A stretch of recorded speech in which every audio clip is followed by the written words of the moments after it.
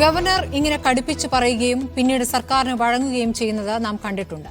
പക്ഷേ നിയമസഭയിൽ വയ്ക്കാതെ 11 ഓർഡിനൻസുകൾ നിയമമാക്കാനുള്ള സർക്കാർ നീക്കത്തെ ഗവർണർ പിന്തുണയ്ക്കുമോ? പഠിക്കാൻ സമയം വേണമെന്ന നിലപാട് സർക്കാരിന്മേലുള്ള സമ്മർദ്ദ തന്ത്രമാകുമോ? തന്റെ തന്നെ അധികാരം വെട്ടിച്ചുരുക്കുന്ന ഓർഡിനൻസിനോടുള്ള ഗവർണറുടെ നിലപാട് നിർണായകമാണ്. ചർച്ചയിൽ CPM പ്രതിനിധി M പ്രകാശൻ, കോൺഗ്രസ് പ്രതിനിധി ജ്യോതികുമാർ ചാമക്കാല, വിദ്യാഭ്യാസ പ്രവർത്തകൻ M ഷാജിർ ഖാൻ, വരദ നിരീക്ഷകൻ ഷാബു പ്രസാദ് എന്നിവരാണ്. ആദ്യം ശ്രീ ജ്യോതികുമാർ ചാമക്കാല, ഗവർണറുമായി ബന്ധപ്പെട്ട വിഷയങ്ങളിൽ നിങ്ങൾ എപ്പോഴും കുറച്ചു കാലമായി സ്വീകരിക്കുന്ന ഒരു സമീപനം ഏതുവരെ പോകും, ഗവർണർ എടുക്കുന്ന നിലപാട് എന്താകും എന്ന് നോക്കാം എന്നുള്ളതാണ്. കാരണം ഗവർണർ ഒടുവിൽ സർക്കാരിന് വഴങ്ങുന്നു. ഇതാണ് നിങ്ങൾക്ക് മുന്നിൽ ഇതുവരെ ഉണ്ടായിരുന്ന യാഥാർത്ഥ്യം. ഈ 11 ഓർഡിനൻസുകൾ നിലവിൽ അസാധുവാണ്. പ്രതിപക്ഷം ഈ വിഷയത്തിൽ എടുക്കുന്ന നിലപാട് എന്താണ്? ഗവർണറുടെ ഇന്നത്തെ പ്രതികരണത്തെ നിങ്ങൾ എങ്ങനെ കാണുന്നു?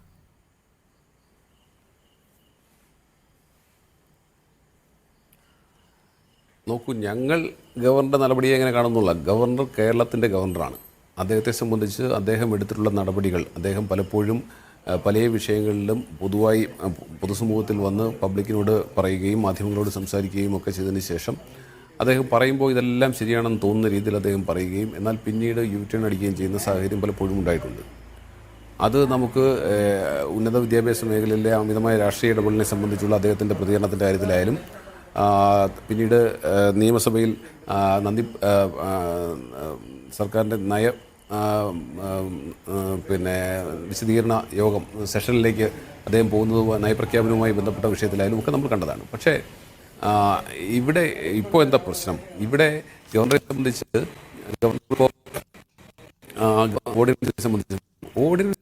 ഓർഡിനൻസ് പലപ്പോഴും പുതുക്കിയിട്ടുണ്ട്, ഇനിയും പുതുക്കേണ്ടി വരും.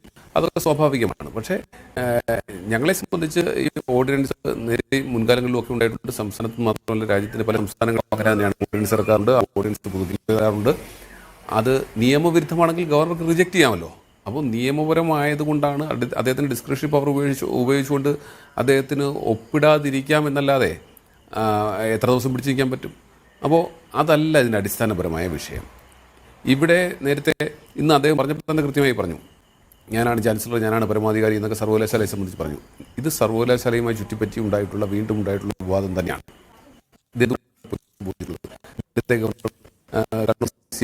ബന്ധപ്പെട്ട് ചെറിയ സാങ്കേതിക പ്രശ്നമുണ്ട്.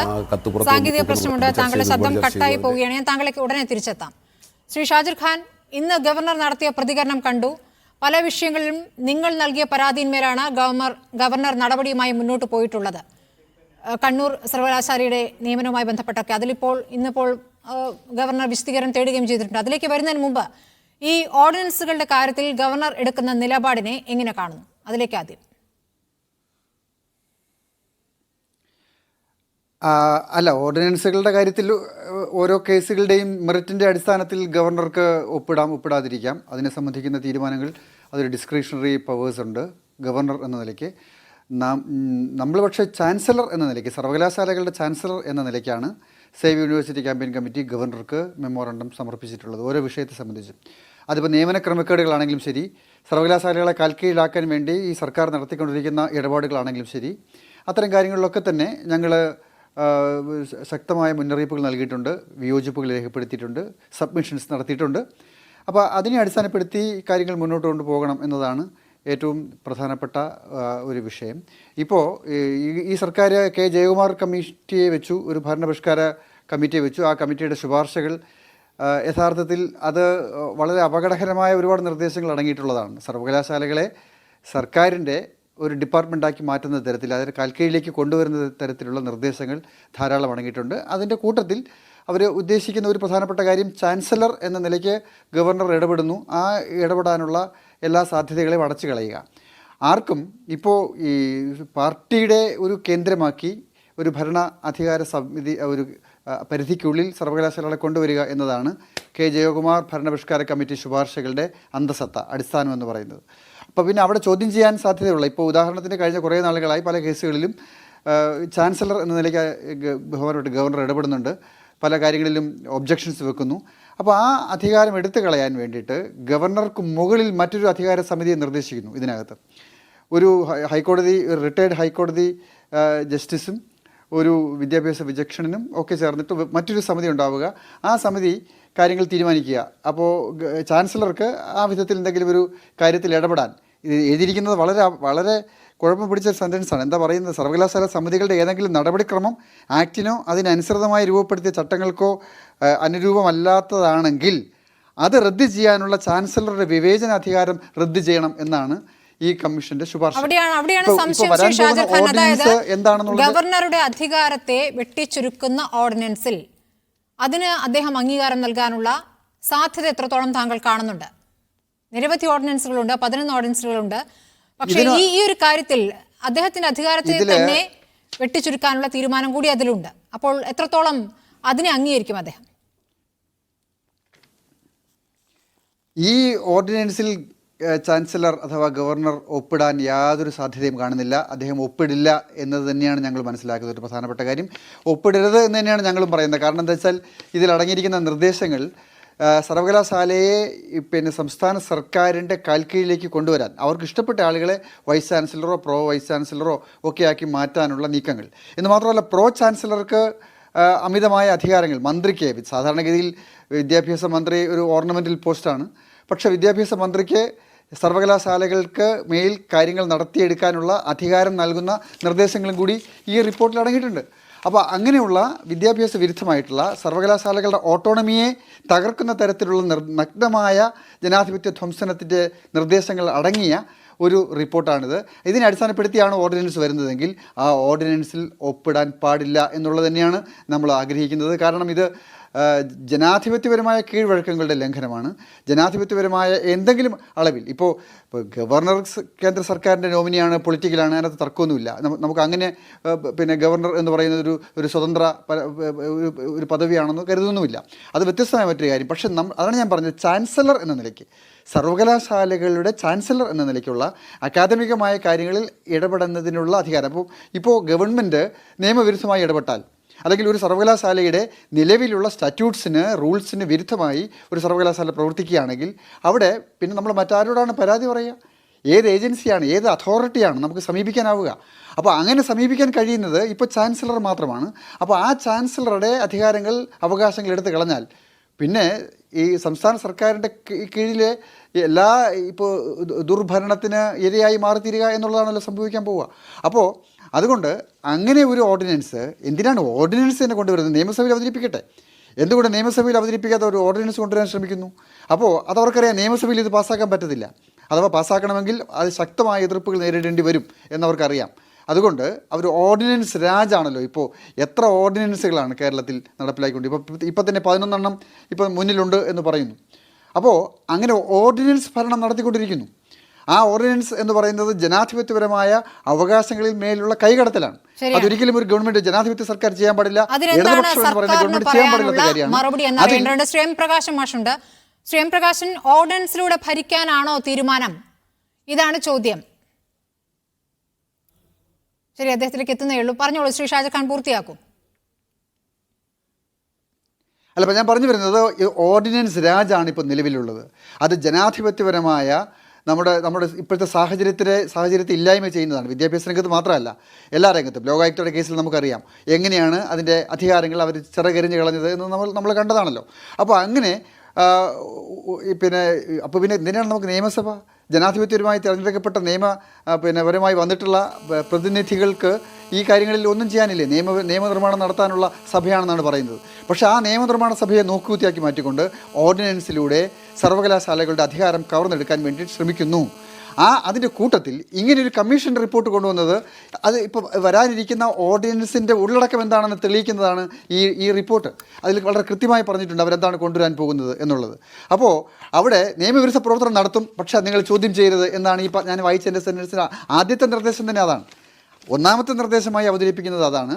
ഈ ചാൻസലർ നിയമവിരുദ്ധ പ്രവർത്തനങ്ങൾ നടന്നാൽ അതിൽ ചാൻസലർക്ക് ഇടപെടാൻ അധികാരം ഉണ്ടാകാൻ പാടില്ല എന്ന് പറയുന്ന ഒരു ഓർഡിനൻസ് ആണ് വരാൻ പോകുന്നത്.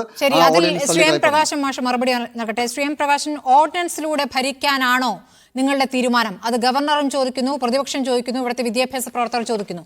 എന്താണ് മറുപടി? സഭാ സമ്മേളനം ഉണ്ടായിട്ടും സഭയുടെ മേശപ്പുറത്ത് വെക്കാതെ ഇപ്പോൾ ഓർഡിനൻസ് കൊണ്ടുവന്ന് അത് കാലഹരണപ്പെടുന്ന ഒരു ഘട്ടം വന്നപ്പോൾ വേഗം ഒപ്പിടിക്കുക, 11 എണ്ണം പെട്ടെന്ന് അയക്കുകയാണ് ഗവർണർക്ക്. എന്താണ് ഇതിന് പറയാനുള്ള ന്യായീകരണം?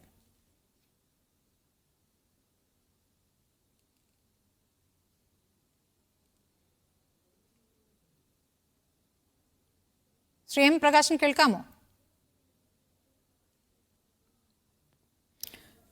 സാങ്കേതിക തടസ്സം അദ്ദേഹത്തിലേക്ക് വരാം. ശ്രീ ജ്യോതികുമാർ ചാമക്കല, സഭാ സമ്മേളനം നടന്നിരുന്നു. ആ സഭാ സമ്മേളനത്തിൽ ഒന്നും വെക്കാതെ ഇതിപ്പോൾ ഓർഡിനൻസിലായി കൊണ്ടുവരുന്നു എന്നുള്ളതാണ് പ്രധാനപ്പെട്ട പ്രശ്നമായി ഗവർണർ തന്നെ ചൂണ്ടിക്കാണിക്കുന്നത്. ഈ സഭാ സമ്മേളനം ചേർന്നിരുന്നത് ബജറ്റ് ചർച്ചയ്ക്കായിരുന്നു. ഇതാണ് ധനമന്ത്രി നൽകിയിരിക്കുന്ന വിശദീകരണം. അത് എത്രത്തോളം അംഗീകരിക്കാവുന്ന വിശദീകരണമാണ്? ബജറ്റ് സമ്മേളനമായതുകൊണ്ട് അത് മേശപ്പുറത്ത് വെച്ചില്ല എന്ന്. മേശപ്പുറത്ത് വെച്ചതിനുള്ള സ്ഥിതി എന്താകുമെന്നുള്ളത് നമുക്കറിയാം.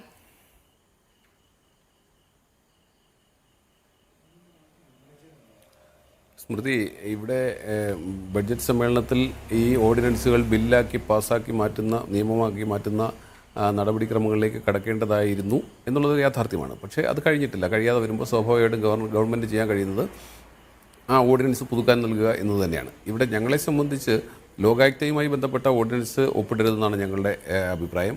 മറ്റു ഓർഡിനൻസിൻ്റെ കാര്യത്തിൽ ഓർഡിനൻസുകൾ പണ്ടും ഇങ്ങനെ വന്നിട്ടുണ്ട്, പുതുക്കിയിട്ടുണ്ട്, കൊടുക്കാറുണ്ട്, നടക്കാറുണ്ട്, അതൊക്കെ അങ്ങനെ നടന്നു പോകും. പക്ഷേ ഇവിടെ ഈ ഓർഡിനൻസിൻ്റെ പേര് പറഞ്ഞുകൊണ്ട് ഓർഡിനൻസ് തടഞ്ഞു വെച്ചുകൊണ്ട് മുന്നോട്ട് പോകുന്നത് ഗവർണർക്ക് ഓർഡിനൻസിനോടുള്ള വിയോജിപ്പ് കൊണ്ടല്ല എന്നാണ് ഞങ്ങൾ വിശ്വസിക്കുന്നത്. ഇവിടെ ചാൻസലർ എന്ന നിലയിൽ അദ്ദേഹത്തിന് നേരത്തെ ഞാൻ മുമ്പ് സൂചിപ്പിച്ചതുപോലെ അദ്ദേഹം നടത്തിയിട്ടുള്ള പൊതുസമൂഹത്തോട് നടത്തിയിട്ടുള്ള അഭിപ്രായ പ്രകടനങ്ങൾ, അതിനെ തുടർന്ന് അദ്ദേഹം ചാൻസലർ സ്ഥാനം സ്വമേധയാ ഒഴിയുന്നു എന്ന് പ്രഖ്യാപിച്ചത്, പിന്നീട് അദ്ദേഹം വീണ്ടും 2-3 മാസം ഉന്നത വിദ്യാഭ്യാസ മേഖലയെ സ്തംഭനാവസ്ഥയിൽ നിർത്തിയതിന് ശേഷം പിന്നീട് തുടർന്നും അദ്ദേഹം ആ പദവി ഏറ്റെടുത്തത്, ഇതൊക്കെ നമുക്ക് നന്നായിട്ടറിയാം. അതുപോലെ തന്നെ അസംബ്ലിയിൽ നയപ്രഖ്യാപന പ്രസംഗവുമായി ബന്ധപ്പെട്ട് അദ്ദേഹം നടത്തിയിട്ടുള്ള ഇടപെടൽ, തലേ ദിവസം അദ്ദേഹം മുൾമുലയിൽ നിർത്തിയതും ജ്യോതിലാലിനെ ട്രാൻസ്ഫർ ചെയ്യേണ്ടി വന്നതും പിന്നീട് കുറച്ച് ദിവസം കഴിഞ്ഞ് ജ്യോതിലാലിനെ തിരിച്ചു കൊടുത്തതും ഒക്കെ നമ്മൾ കണ്ടു. അപ്പോൾ ഗവർണറെ സംബന്ധിച്ച് ഇത്തരം പല കാര്യങ്ങളിലും അഭിപ്രായം പൊതുസമൂഹത്തിൽ പറയുകയും തൻ്റെ നിലപാടുകൾ വ്യക്തമാക്കുകയും ചെയ്തതിന് ശേഷം അദ്ദേഹം പലപ്പോഴും യു-ടേൺ അടിച്ചിട്ടുണ്ട്. ഇവിടെ എന്താണ് പ്രശ്നം? ഇവിടെ ഇപ്പോൾ ഉള്ള പ്രശ്നം, ഗവർണർ ചാൻസലർ പദവി വഹിക്കുന്നു. ആ ചാൻസലർ പദവി ചാൻസലറുടെ അധികാരങ്ങൾ വെട്ടിക്കുറയ്ക്കുവാൻ വേണ്ടിയുള്ള നിയമനിർമ്മാണം നടത്താൻ ശ്രമിക്കുന്നു. ആ നിയമനിർമ്മാണം നടത്തുന്നതിനെ സംബന്ധിച്ച് ഗവർണർക്ക് ബോധ്യപ്പെട്ടതിൻ്റെ അടിസ്ഥാനത്തിലാണ് അദ്ദേഹം ഈ ഓർഡിനൻസ് ഒപ്പിടാതിരുന്നത്. എന്താണ് ആ നിയമനിർമ്മാണം? ഇവിടെ ഗവർണറെ സംബന്ധിച്ച് നമുക്കറിയാം, ഒരു വൈസ് ചാൻസലറെ തീരുമാനിക്കാൻ, ഒരു വൈസ് ചാൻസലറെ തിരഞ്ഞെടുക്കാൻ പ്രൊസീജിയർ എന്ന് പറയുന്നത് 3 മാസം നീണ്ടു നിൽക്കുന്ന പ്രൊസീജിയറാണ്. അത്തരത്തിലൊരു വൈസ് ചാൻസലർ തീരുമാനിക്കാൻ ആദ്യം നോട്ടിഫിക്കേഷൻ ഇറക്കേണ്ടത് ചാൻസലറാണ്. ആ ചാൻസലർ നോട്ടിഫിക്കേഷൻ ഇറക്കുമ്പോൾ UGCയുടെ റെഗുലേഷൻ അനുസരിച്ച്, പാർലമെൻറ്റ് പാസ്സാക്കിയിട്ടുള്ള UGCയുടെ റെഗുലേഷൻ അനുസരിച്ചിട്ട് ഒരു UGCയുടെ ഒരു പ്രതിനിധി ഉണ്ടാകും, ചാൻസലറുടെ അഥവാ ഗവർണറുടെ, കേരളത്തെ സംബന്ധിച്ച് പ്രതിനിധി ഉണ്ടാകും, കൺസേൺഡ് സർവകലാശാലയുടെ സെനറ്റിൻ്റെ പ്രതിനിധി ഉണ്ടാകും. അപ്പോൾ ഇവിടെ അത്തരത്തിൽ ആ 3 പ്രതിനിധികളും ഉണ്ടാകേണ്ടതായിട്ടുണ്ട്. അതനുസരിച്ച് കേരള സർവകലാശാല നിയമാനുസൃതം ജൂൺ മാസം 15-ാം തീയതി സെനറ്റ് ചേരുകയും നമ്മുടെ പ്ലാനിംഗ് ബോർഡിൻ്റെ വൈസ് ചെയർമാനായിരുന്ന വ്യക്തിയെ സെനറ്റിൻ്റെ പ്രതിനിധിയായി VCയുടെ സെലക്ഷൻ പാനലിലേക്ക് വി കെ രാമേന്ദ്രനെ തീരുമാനിക്കുകയും ചെയ്തു. എന്നാൽ ഈ വിഷയം സമയബന്ധിതമായി ചാൻസലറെ അറിയിച്ചില്ല എന്നുള്ളതാണ് യാഥാർത്ഥ്യം. അറിയിക്കാതിരുന്നു എന്ന് മാത്രമല്ല, ഇപ്പോൾ ഈ അടുത്ത സമയത്ത് ചാൻസലർക്ക് എഴുതി കൊടുത്തത് Shri VK Ramachandran, planning board vice ചെയർമാനായ അദ്ദേഹം ഈ സെർച്ച് കമ്മിറ്റിയിൽ അംഗമായി തുടരാൻ താല്പര്യമില്ല എന്ന് അദ്ദേഹം ഡിക്ലൈൻ ചെയ്തു എന്നാണ് അറിയിച്ചിട്ടുള്ളത്. അപ്പോൾ വൈസ് ചാൻസലർ തെരഞ്ഞെടുപ്പുമായി ബന്ധപ്പെട്ട് ആകെ സർവകലാശാല ചാൻസലറെ അറിയിച്ചിട്ടുള്ളത് VK രാമചന്ദ്രൻ വില്ലിംഗ് അല്ല എന്ന കത്ത് മാത്രമാണ്. അപ്പോഴേക്കും ഇനി 3 മാസം അവശേഷിക്കുന്നുള്ളൂ.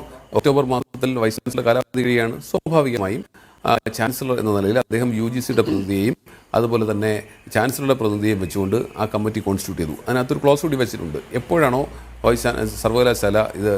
സർവകലാശാലയുടെ സെനറ്റിൻ്റെ പ്രതിനിധിയെ തിരഞ്ഞെടുക്കുന്നത്, ആ പ്രതിനിധിയെ അപ്പോൾ ഉൾപ്പെടുത്താം. എന്താ കാരണം? അദ്ദേഹം അങ്ങനെ ഒരു സർവകലാശാലയുടെ പ്രതിനിധി ഇല്ലാതെ, സെനറ്റിൻ്റെ പ്രതിനിധി ഇല്ലാതെ ഈ കമ്മിറ്റി കോൺസ്റ്റിറ്റ്യൂട്ട് ചെയ്യാൻ കാരണം മനഃപൂർവ്വമാണ് സർവകലാശാലയും സർക്കാരും ഇത് താമസിപ്പിക്കുന്നത് എന്ന് അദ്ദേഹത്തിന് ബോധ്യപ്പെട്ടതിൻ്റെ അടിസ്ഥാനത്തിലാണ്. എന്തുകൊണ്ടാണ് മനഃപൂർവ്വം താമസിപ്പിക്കുന്നത്? ഈ ഓർഡിനൻസ് കൊണ്ടുവരണം. ഈ ഓർഡിനൻസിൻ്റെ അവസ്ഥ ഇപ്പോൾ എന്താണ്? ഓർഡിനൻസ് മുമ്പേ നമ്മുടെ സുഹൃത്ത് പറഞ്ഞതുപോലെ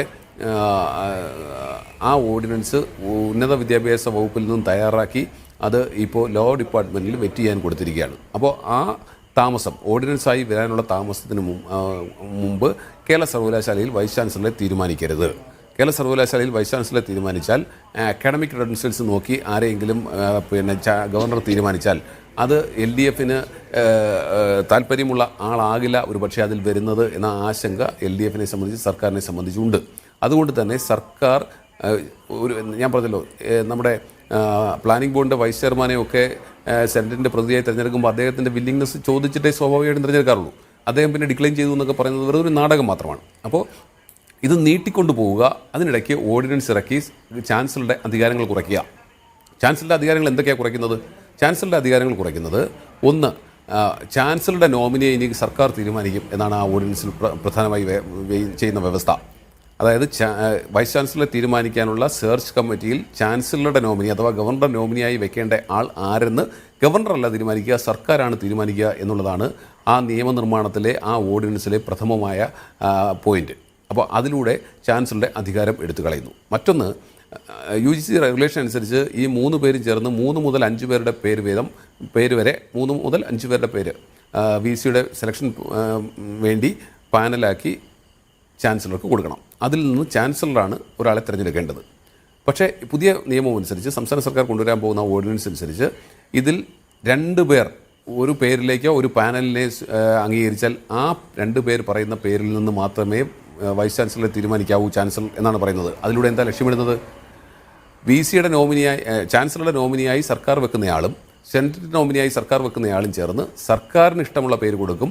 UGCയുടെ നോമിനി നോക്കുകുത്തിയായിരിക്കും. അപ്പോൾ ഈ രീതിയിൽ ചാൻസലറുടെ അധികാരം എടുത്തു കളയുക, സർവകലാശാലയുടെ ഓട്ടോണമിയിലേക്ക് കടന്നു കയറുക, VC നിയമനത്തിൽ അമിതമായി സർക്കാർ കടന്നു കയറുക, ഈ ലക്ഷ്യത്തോടു കൂടി കൊണ്ടുവരുന്ന ഓർഡിനൻസിനെ സംബന്ധിച്ച് ആ ഓർഡിനൻസ് വരാനുള്ള സാവകാശം കൊടുക്കാതെ ഗവർണറെ സംബന്ധിച്ച് അദ്ദേഹം കമ്മിറ്റി കോൺസ്റ്റിറ്റ്യൂട്ട് ചെയ്തു. അപ്പോൾ സ്വാഭാവികമായി ഓർഡിനൻസ് പുതുക്കാൻ വന്നപ്പോൾ അദ്ദേഹം അത് തടഞ്ഞു വെച്ചു. ശ്രീപ്രകാശൻ, ഓർഡിനൻസിലൂടെ ഭരിക്കാനാണോ നിങ്ങളുടെ തീരുമാനം? ഇത് ഗവർണറും ചോദിക്കുന്നു, പ്രതിപക്ഷവും ചോദിക്കുകയാണ്. കാരണം ഈ ഓർഡിനൻസുകളുമായി ബന്ധപ്പെട്ടൊക്കെ സുപ്രീം കോടതിയുടെ നിലപാട് നേരത്തെ തന്നെ വ്യക്തമാക്കിയിട്ടുള്ളതാണ്. അടിയന്തര ഘട്ടത്തിലല്ലാതെ എന്തിനാണ് ഓർഡിനൻസ്? ഇവിടെ സഭ ചേരുന്നില്ലേ? സഭയിൽ വെക്കാതെ നിങ്ങൾ ഓർഡിനൻസ് കൊണ്ടുവരുന്നതിൽ എന്ത് ന്യായീകരണമാണ്? ഈ 11 എണ്ണവും പെട്ടെന്ന് ഒപ്പിട്ട് തരൂ എന്ന് പറഞ്ഞ് ഗവർണർക്ക് അയച്ചാൽ ഉടനെ ഒപ്പിട്ട് തരുമെന്നാണോ നിങ്ങളുടെ പ്രതീക്ഷ? അങ്ങനെ ചെയ്യില്ലെന്ന് അദ്ദേഹം പറയുന്നു. അല്ല, ഇതിൽ നാട്ടിലൊരു ഭരണഘടനയുണ്ടല്ലോ. ഗവർണർ എങ്ങനെയാണ് പ്രവർത്തിക്കേണ്ടത് എന്നുള്ളത് വളരെ കൃത്യമായി ഭരണഘടന വ്യവസ്ഥ ചെയ്തിട്ടുണ്ട്. അതിന് പകരം ഗവർണർ പ്രതിപക്ഷത്തിൻ്റെ റോൾ വഹിക്കാൻ ഉദ്ദേശിച്ച ഒരാളല്ല. ഇവിടെ ഇപ്പോൾ എന്താ സംഭവിക്കുന്നത്? 11 ഓർഡിനൻസുകളിൽ ഈ UDFനും അതുപോലെ BJPക്കും എല്ലാം താല്പര്യമുള്ള ഒരു ഓർഡിനൻസ് ഉണ്ട് എന്നുള്ളത് കൊണ്ട് തികച്ചും ഭരണഘടനാ വിരുദ്ധമായിട്ടുള്ള ഗവർണറുടെ നടപടികളെ പൂർണ്ണമായിട്ടും ന്യായീകരിക്കാൻ വേണ്ടിയിട്ട് അവർ മുന്നോട്ടേക്ക് വരികയാണ്. ഇവിടെ ഇപ്പോൾ പറയുന്നത് കേട്ടാൽ തോന്നും VC നിയമനവുമായി ബന്ധപ്പെട്ടുകൊണ്ട് കേരളം മാത്രമാണ് ഈ നിയമനത്തിന് മേലെ ഇടപെടാൻ തീരുമാനിച്ചതെന്ന്. ഇന്ത്യ രാജ്യത്ത് 8 സ്റ്റേറ്റുകളിൽ ഈ പറയുന്ന ഗവർണർക്ക് ഇത്തരം കാര്യത്തിൽ ഒരധികാരമില്ല. അതിന് ഇപ്പോൾ ഞാൻ ചോദിക്കട്ടെ, കോൺഗ്രസ് ഭരിക്കുന്ന കാലത്തല്ലേ പഞ്ചാബിനകത്ത് ഈ അധികാരം എടുത്തു കളഞ്ഞത്? 2020 BJP ഭരിക്കുന്ന ഗുജറാത്തിൽ ഈ അധികാരം എടുത്തു കളഞ്ഞത് നരേന്ദ്രമോദി ഗവൺമെന്റ് അവിടെ ഉണ്ടായിരുന്ന കാലത്തല്ലേ?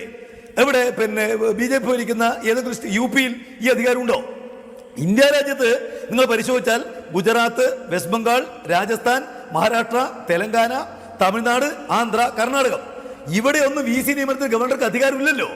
നിങ്ങൾ ഇവിടെ എന്തോ ഒരു പുതിയ കാര്യം നടക്കുന്ന പോലെ പറയാൻ തുടങ്ങുന്നത് എങ്ങനെ? പിന്നെ ഇവിടെ ഓർഡിനൻസ് സംബന്ധിച്ച് ഞാൻ ചോദിക്കട്ടെ, ഇപ്പോ ഈ ഇന്ത്യ രാജ്യത്തുള്ള പോളിസി റിസർച്ച് സ്റ്റഡീസ് എന്ന് പറഞ്ഞാൽ ഇന്ത്യയിലുള്ള ഈ നിർമ്മാണം സംബന്ധിച്ച് ഉള്ള പരിശോധനാ റിപ്പോർട്ട് കണക്ക് വന്നല്ലോ, annual review of state laws 2021. അതിൽ പറഞ്ഞിരിക്കുന്നത് എന്താ? ഈ കഴിഞ്ഞ വർഷം ഇന്ത്യ രാജ്യത്താകെ ഓരോ സംസ്ഥാനവും പാസ്സാക്കിയിട്ടുള്ള മൊത്തം നിയമങ്ങൾ 21. അതിൽ ഏറ്റവും മേലെ നിൽക്കുന്ന ആരാ? കേരളമാണ് 38 നിയമം ഉണ്ടാക്കിയത്.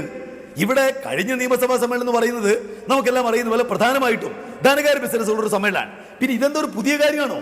എത്ര തവണ 6, 7, 10, 12 തവണ ഉമ്മൻചാണ്ടി ഗവൺമെന്റിന്റെ കാലത്ത് ഇവിടെ പ്രൊമൾഗേറ്റ് ചെയ്തിട്ടുണ്ട് ഓർഡിനൻസുകൾ. ബജറ്റ് സമ്മേളനമായിരുന്നു എന്ന് ധനമന്ത്രി ഗവർണർക്ക് മറുപടി നൽകിയിരിക്കുന്നു. പക്ഷേ ഗവർണർ പറയുകയാണ് അങ്ങനെയെങ്കിൽ ആ സഭാ സമ്മേളന കാലയളവിൽ തന്നെ അത് അറിയിക്കണമായിരുന്നു. അങ്ങനെ ഒരു അറിയിപ്പ് ഉണ്ടായിട്ടില്ല. ഇതാണ് ഗവർണർ പറയുന്ന കാര്യം. ഇങ്ങനെ 11 എണ്ണം ഇപ്പോൾ കാലഹരണപ്പെടുന്നതിന്റെ തലേന്ന് അർദ്ധരാത്രി കൊണ്ടുവന്ന് ഒപ്പിടിക്കാൻ ശ്രമിച്ചാൽ, ചീഫ് സെക്രട്ടറിയെ കൊണ്ട് അനുനയിപ്പിക്കാൻ ശ്രമിച്ചാൽ താൻ അതിന് വഴങ്ങില്ല. എനിക്കിത് പഠിക്കാൻ സമയം വേണം എന്ന് പറയുമ്പോൾ അദ്ദേഹത്തിന്റെ അധികാരം താങ്കൾ പറയുന്ന മറ്റ് സംസ്ഥാനങ്ങളിൽ നടപ്പാക്കിയ ഗവർണറുടെ അധികാരം ചുരുക്കുന്ന ഓർഡിനൻസിൽ കൂടി ഒപ്പിടേണ്ടി വരും. അത് അദ്ദേഹം ചെയ്യുമോ എന്നുള്ള സംശയമാണ് ഉയരുന്നത്. ഇതിപ്പോൾ നിങ്ങൾ തമ്മിൽ ഒരു നേർക്കുനേർ പോരാട്ടമായി മാറുകയാണോ ശ്രീ എം പ്രകാശൻ? അദ്ദേഹം ഒപ്പിട്ടിരിക്കുന്നേ നിങ്ങൾ മനസ്സിലാക്കേണ്ടത് ഇത് വെള്ളരിക്ക പട്ടണമൊന്നുമല്ല. അദ്ദേഹം ഒപ്പിട്ടിരിക്കും, അതിൽ യാതൊരു സംശയവും വേണ്ട. കാരണം ഭരണഘടനാ വ്യവസ്ഥ അനുസരിച്ച് ഗവർണറായി ഇരിക്കണമെങ്കിൽ അദ്ദേഹത്തിന് ഒപ്പിട്ടായിട്ട് വരും. അദ്ദേഹത്തിന് അധികാരം എന്താ? ഓർഡിനൻസ്. ഇപ്പൊ ഈ പറഞ്ഞല്ലോ 11 ഓർഡിനൻസുകൾ. ഈ 11 ഓർഡിനൻസും നേരത്തെ പഠിച്ച് ഒപ്പിട്ടയാളല്ലേ ഗവർണർ. അദ്ദേഹം ഒരു കൊല്ലമായിട്ട് ഉന്നത വിദ്യാഭ്യാസവുമായി ബന്ധപ്പെട്ട് പാസ്സാക്കിയ നിയമം അത് ഭരണത്തിൽ വെച്ചിരിക്കുന്നു. 3 നിയമങ്ങൾ, ബില്ലുകൾ ഒപ്പിടുന്നില്ല. എന്ത് ന്യായത്തിന് മേലെയാ? ഇവിടെ ഗവർണർക്ക് ഉള്ള അധികാരമുണ്ട്. ആ അധികാരത്തിന് അപ്പുറം പ്രയോഗിക്കാൻ ഗവർണർക്ക് ഒരു കാരണവശാലും സാധ്യമാവില്ല. അദ്ദേഹം രാഷ്ട്രീയം കളിക്കാൻ, BJP-ക്കാരും UDF-കാരും അവരെ പിന്തുണയ്ക്കാൻ ഒരു കാരണവശാലും ഇത് ഭരണഘടനാപരമായിട്ട് ശരിയല്ലാത്തൊരു കാര്യമാണ്. ആ കാര്യത്തിന് വേണ്ടിയിട്ട് നിങ്ങൾക്ക് ഇഷ്ടമില്ലാത്ത ഒരു കാര്യം വരുന്നു എന്ന ഒറ്റ കാരണം കൊണ്ട് അതിനെ എതിർക്കുന്നെങ്കിൽ ഇപ്പോൾ ഭരിക്കാൻ നിങ്ങൾ ചർച്ച ചെയ്യുന്ന കേട്ടത് ഭരിക്കാൻ ആരാ നിശ്ചയിച്ച്? ഗവർണറെയാണോ? ജനങ്ങൾ ഭരിക്കാൻ തെരഞ്ഞെടുത്തത് LDF-നെയാണ്, ഗവർണറെ അല്ല. അതുകൊണ്ട് ഗവർണർക്ക് അധികാരമില്ലല്ലോ. ഇല്ല, നിങ്ങളെ ഭരിക്കാൻ ചുമതലപ്പെടുത്തുന്നു ജനം. അത് ഈ നിയമസഭയിൽ വെക്കുക, നിയമസഭയിൽ ചർച്ചയ്ക്ക് വെക്കുക, പ്രതിപക്ഷത്തിന്റെ അഭിപ്രായം തേടുക, ഇതൊക്കെയാണ് അതിന്റെ ഒരു പ്രൊസീജിയർ. അത് നടത്താതെ എല്ലാം ഓർഡിനൻസിലൂടെ കൊണ്ടുവരുന്നതിന് സുപ്രീം കോടതി വിമർശിച്ചിട്ടുണ്ട്. നിങ്ങൾക്ക് എന്ത് അടിയന്തരമായ സാഹചര്യമാണ് ഇതെല്ലാം ഓർഡിനൻസ് ആക്കാൻ? അതാ ഞാൻ പറഞ്ഞത്. ഞാൻ ചോദിക്കട്ടെ, കേന്ദ്ര ഗവൺമെന്റ് എത്ര ഓർഡിനൻസ് ഇപ്പോ നിലവിലുണ്ട്? അപ്പൊ കേന്ദ്ര ഗവൺമെന്റ് ആണോ മാതൃക? അത് പറഞ്ഞാൽ മതി. നിങ്ങൾക്ക് കേന്ദ്ര ഗവൺമെന്റ് ആണ് മാതൃക എന്ന് പറഞ്ഞാൽ മതി ശ്രീ എം പ്രകാശൻ. പിന്നെ തർക്കമില്ലല്ലോ. ഹലോ, ഞാൻ പറയുന്നത് കേൾക്കൂ. ഞാൻ പറഞ്ഞു ഞങ്ങളുടെ മാതൃക ഞാൻ പറഞ്ഞു. കേരളം ഈ കഴിഞ്ഞ വർഷം ഇന്ത്യ രാജ്യത്ത് ഏറ്റവും ഏറെ നിയമങ്ങൾ പാസ്സാക്കിയ ഒരു നിയമസഭയാണ്. 38 നിയമങ്ങൾ. ഇന്ത്യ രാജ്യത്ത് കോൺഗ്രസ് ഭരിക്കുന്ന, BJP ഭരിക്കുന്ന ഏതെങ്കിലും സ്റ്റേറ്റിൽ 38 നിയമം പാസ്സാക്കി ഈ കഴിഞ്ഞ കൊല്ലം. നിങ്ങൾ PRS റിപ്പോർട്ട് എന്ന് പറയുന്നു കേരള നിയമസഭയുടെ പ്രകടനം കഴിഞ്ഞ 15 വർഷത്തിൽ ഏറ്റവും മികച്ചതാണ്. നിയമസഭ നടന്നത് എത്രയാ? ഇന്ത്യ രാജ്യത്തൊക്കെ പരിശോധിക്കുമ്പോൾ കഴിഞ്ഞ കൊല്ലം 21 ദിവസം, കേരളം ഇന്ത്യയിൽ ഒന്നാമത് 61 ദിവസം. അത്ര മികച്ച നിയമസഭാ പ്രവർത്തനം നടക്കുന്ന ഒരു നാടാണിത്. ശരി, താങ്കൾ ഈ പറഞ്ഞല്ലോ ഗവർണർ ഒപ്പിട്ടിരിക്കും. താങ്കൾ ഉറപ്പിച്ചു പറയുകയാണ് ഗവർണർ ഒപ്പിട്ടിരിക്കും. ശ്രീ എം പ്രകാശൻ, ഗവർണർ ഒപ്പിട്ടിരിക്കും. അദ്ദേഹം 12-ാം തീയതിയാണ് മടങ്ങി വരിക. 12-ാം തീയതി 11 ഓർഡിനൻസിലും ഒപ്പിട്ട് നൽകും എന്നാണോ നിങ്ങൾ പറയുന്നത്? എന്താണ് ഇത്രയും ആത്മവിശ്വാസം? അല്ല, ഇനിയിപ്പോ ഓർഡിനൻസ് നിയമസഭ കഴിഞ്ഞ് നിയമാനുസരണം 42 ദിവസം കഴിഞ്ഞാൽ അത് പ്രൊമൾഗേറ്റ് ചെയ്തിട്ടുണ്ടെങ്കിൽ അത് പിന്നെ ഇല്ലാതാവും. പക്ഷെ വീണ്ടും ഓർഡിനൻസ് കൊണ്ടുവരാൻ ക്യാബിനറ്റ് അധികാരമുണ്ട്. ആ ഓർഡിനൻസിൽ എന്തായാലും ഗവർണർ ഒപ്പിട്ടിരിക്കും. ഒപ്പിടാൻ പറ്റില്ല എന്ന് പറയാൻ ഗവർണർക്ക് ഒരു അധികാരമില്ല. അധികാരം ഉപയോഗിച്ചിട്ട് ഗവൺമെന്റിനെ ഭരണസ്തംഭനോടൊക്കെ ശ്രമിക്കുകയല്ലേ ഗവർണർ. ശരി, ശ്രീ ഷാബു പ്രസാദ്, അദ്ദേഹം പറഞ്ഞത് കേട്ടല്ലോ, ഗവർണർ രാഷ്ട്രീയം കളിക്കുന്നു. ഇവിടെ പ്രതിപക്ഷത്തെ പോലെ രാഷ്ട്രീയം കളിക്കുകയാണ് ഗവർണർ. അത് അംഗീകരിക്കാനാവില്ല. ഇല്ലാത്ത അധികാരം ഗവർണർക്ക് അവകാശപ്പെടാൻ പറ്റില്ല. മാത്രമല്ല, അദ്ദേഹം ഒപ്പിട്ടേ തീരൂ. ഇതാണ് സർക്കാരിന്റെ നിലപാട്. ഗവർണർ എന്ന് പറയുന്നത് ഒരു കോൺസ്റ്റിറ്റ്യൂഷണൽ പദവിയാണ്. ഗവർണർക്ക് എക്സിക്യൂട്ടീവ് അധികാരങ്ങളില്ല എന്നുള്ളതും സത്യമാണ്. എക്സിക്യൂട്ടീവ് അധികാരങ്ങൾ ഗവർണർക്കില്ല. കോൺസ്റ്റിറ്റ്യൂഷണൽ പദവിയാണ്. ഒരു കോൺസ്റ്റിറ്റ്യൂഷണൽ വാച്ച് ഡോഗിൻ്റെ റോളാണ് ഒരു ഗവർണർക്ക് ഓരോ സംസ്ഥാനത്തും എടുക്കാനുള്ളത്. ഗവൺമെൻറ് പാസ്സാക്കുന്ന അസംബ്ലിയിൽ പാസ്സാക്കുന്ന നിയമങ്ങൾ, ആ ബില്ല് അത് പഠിച്ച് പരിശോധിച്ച് അദ്ദേഹത്തിന് എന്തെങ്കിലും ക്വറി ഉണ്ടെങ്കിൽ അത് ഗവൺമെൻറ്റിലോട്ട് ചോദിച്ച് അതിന് മറുപടി ലഭിച്ച് ഇങ്ങനെയൊക്കെയാണ് ഒരു നമ്മുടെ ഭരണഘടനയുടെ നടപടിക്രമങ്ങൾ എന്ന് പറയുന്നത്. ഓർഡിനൻസ് എന്ന് പറയുന്നത് വളരെ വളരെ അത്യാവശ്യമായ ഘട്ടങ്ങളിൽ മാത്രം, നിയമസഭ കൂടാതിരിക്കുന്ന സമയത്ത് അത്യാവശ്യമായി മാത്രം നടപ്പാക്കേണ്ട കാര്യങ്ങളെയാണ് ഓർഡിനൻസ്.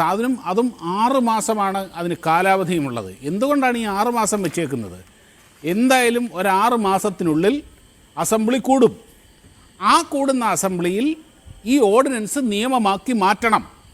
ഇതാണ് ചട്ടം, ഇതാണ് ഭരണഘടന. ഇവർ കഴിഞ്ഞ ഒരു കൊല്ലമായിട്ട് ഒരേ ഓർഡിനൻസ് ഒരു പ്രാവശ്യം ഗവർണർ ഒപ്പിട്ടു.